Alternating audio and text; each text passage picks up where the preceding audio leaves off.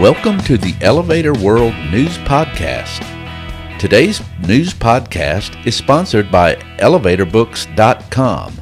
From educational programs and books to unique gift ideas and more, the only website you need is ElevatorBooks.com. This site offers books and materials on maintenance, safety, history, legal issues, technology, and more.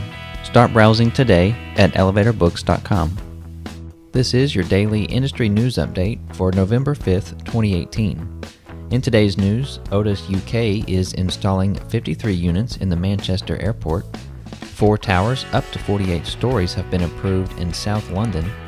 An audit in Tennessee reveals a lag in elevator inspections, and subway elevator attendants will stay in place in New York City. Otis UK announced on November 1st that it began installing lifts, escalators, and moving walks into the new Manchester Airport Terminal 2 extension. The facility is undergoing a $1.3 billion investment program to improve its passenger experience and infrastructure capacity. Passengers will use 38 Gen 2 steam lifts that carry up to 33 people each at a top speed of 3 meters per second. Otis will also install 3 goods lifts, 8.5 meter per second escalators, and 4 moving walks. Each of the latter is longer than 50 meters and will also travel at 0.5 meters per second. The work, scheduled to be completed in 2020, will enable an estimated 35 million passengers to use the hub every year, increasing capacity more than 7 million than current. Bertrand Rotignan, Otis UK Director of New Equipment, said, quote, "This job from contractor Lang O'Rourke lays the foundation for a strategic footprint in the airport market," end quote. Planners in Southwark, South London approved developer Aventon's Ruby Triangle project that will see 17, 30, 40, and 48-story residential towers rise on the 1.4-hectare Old Kent Road site, Architects Journal reports. Designed by Farrells in a traditional style, the structures will contain 1,152 residences, 40% of which are affordable, along with 10,849 square meters of public sports space, retail, and studios. A church and small businesses will be demolished to make way for Ruby Triangle. Some residents had objected to the building's heights and amount of affordable housing, but planners said the development provides the, quote, right balance of benefits for local people and will complement the area, end quote.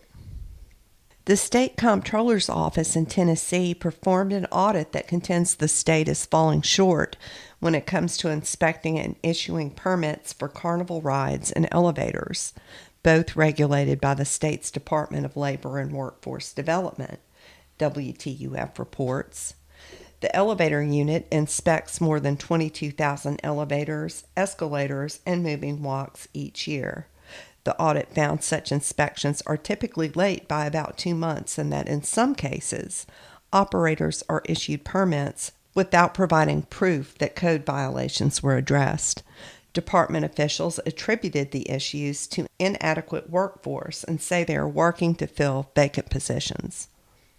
New York City's Metropolitan Transportation Authority, or MTA, agreed on October 30th to keep elevator attendants at 5 subway stations in Upper Manhattan, Spectrum News NY1 reports. MTA had planned to reassign the attendants in a move that was expected to save $11 million over 5 years. Transport Workers Union Local 100 maintained the attendants make riders feel safer and described MTA's decision as a great outcome and the right result.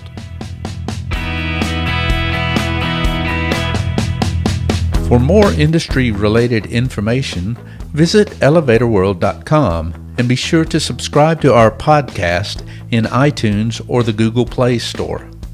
If you're interested in becoming a sponsor of the Elevator World News Podcast, just let us know by emailing advertising@elevatorworld.com.